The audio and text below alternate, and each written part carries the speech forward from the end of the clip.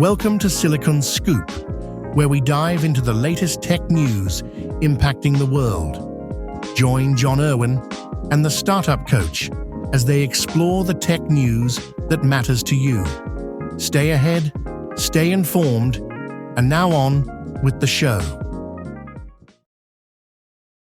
For decades, filming at millions of frames per second required a $100,000 camera that only elite research labs could ever afford.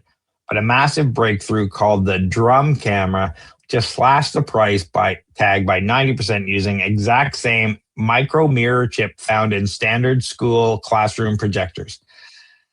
Canadian researchers and Meta have built an ultrafast camera hitting 4.8 million frames per second using cheap, off-the-shelf commercial components. This allows an imaging system that typically costs six figures to be constructed for under $10,000. This completely democratizes advanced scientific imaging and paves the way for hyper-precise, low-cost LiDAR sensors in everyday autonomous vehicles. What do you think about this, John? I like this. This is cool. I love that it's Canadian too. So let's talk about the problem and how drum changes it. So traditional high-speed cameras, they have a brutal engineering challenge, right? So in order to capture millions of frames per second, the sensors themselves must read out enormous amounts of data pretty much instantaneously.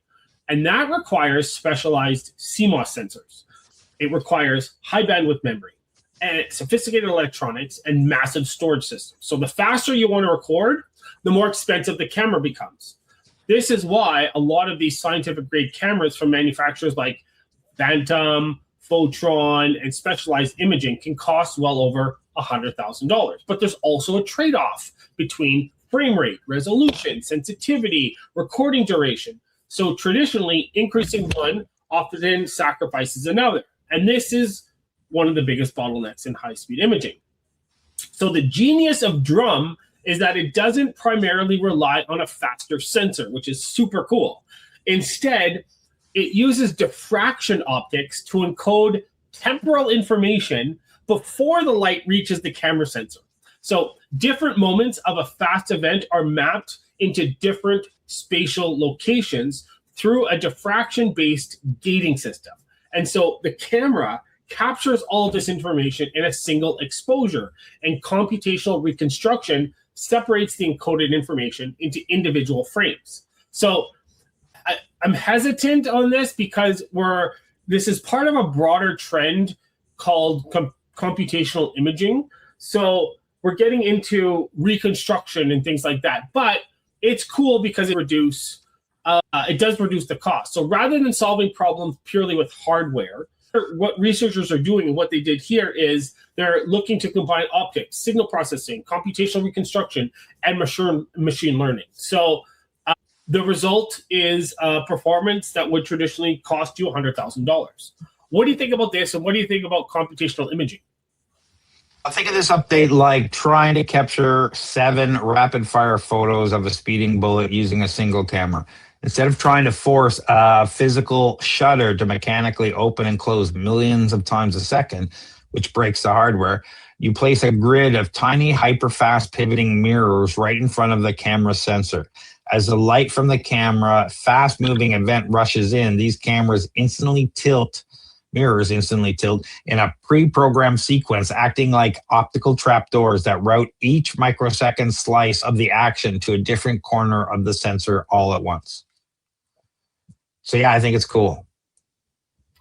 What do you think about relying more on software reconstruction than actual hardware? Do you think we're getting a pure image, or my concern is that once we go to software, we run into potential malicious players when it comes to this kind of stuff, right? So it's too late for that, isn't it?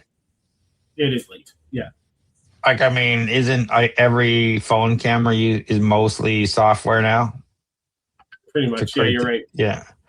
So I think we're beyond that. So people are going to be malicious. People are going to be, and we just have to, accept a new world, right? People use different. We might have covered this, but Samsung, you know what they did with one of their Galaxy S phones is when you took a picture of the moon, actually it reconstructed a really clear picture of the moon, so it wasn't the actual picture you took.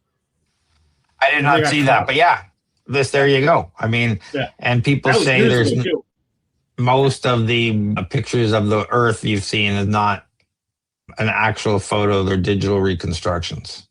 Yeah. So, is this technology dangerous in a fraud or sure, but look at AI image generation and video generation now. Do we even need these $10,000 cameras to create stuff that people are, so people are making movies on their iPhones, right? So you guys might have heard Craig at the start saying Meta was involved in this, right? So why Meta? Why was Meta involved? So Meta has invested heavily in advanced computer vision, augmented reality, as we know, virtual reality, and machine perception technologies. So ultra-fast imaging, it has potential in AR/VR sensing, spatial computing, motion tracking, next-generation LiDAR, like you said, autonomous systems. So this collaboration, it definitely has commercial implications for future sensing technologies. You combine this with the color LiDAR, you've got a crazy system. Absolutely. And to validate the camera could accurately measure real-world physical dynamics, researchers didn't just fire lasers. They literally used a system to film the chaotic microsecond level explosion of bubbles inside an ordinary carbonated soft drinks to map fluid microdynamics. So the drum camera turns a $100,000 luxury research tool into a $10,000 commodity, proving that clever engineering with mass-produced components will always disrupt overpriced legacy hardware. Now that this tech is poised to radically drop the price of autonomous vehicle sensors, would you just trust a self-driving car more knowing it tracks the road 4.8 million frames per second, or are you still keeping your hands firmly on the wheel? Let us know in the chat below. Tired of drowning in repetitive tasks while your competitors race ahead? Every minute you spend on manual data entry, scheduling, and routine processes is a minute you're not growing your business. Flowgrammer.ca transforms your workflow chaos into seamless automation.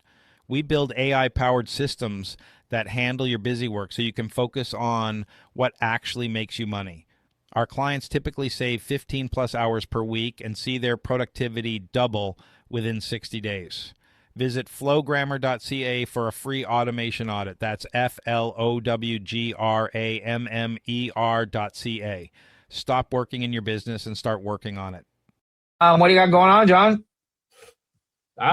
Just plugging away, helping companies with government funding, attending events, probably startup drinks or Flowgrammer events. How about you, Craig? Lots of stuff going on. I honestly don't know when this is going out. I have to check. I think it's going to go out in April. But there's all sorts of stuff going on. If you don't know about OpenClaw, it's the latest AI automation agent that's taken the world by storm in 2026. And OpenClaw Toronto chapter just launched. And we have all sorts of events going on. So check out openclawto.com. Our first demo night is April 14th. We have a Builder Cafe on April 10th. We have a bunch of other events. There's updates every day. We've deconstructed the latest 2 betas over the weekend that was launched in OpenClaw and what you should do about them. There's a bunch of articles over there. Go check that out. We're also over at flowgrammer.ca where we do N8N automations. We run the Flowgrammer community and do Builders Hub and connectivity for AI and business automation agents. And for everything else, head over to TorontoStarts where we hook up startups and investors at our Startup Investor Drinks. We do mentoring, we do workshops, we have a list of investors. There's a whole bunch of content over.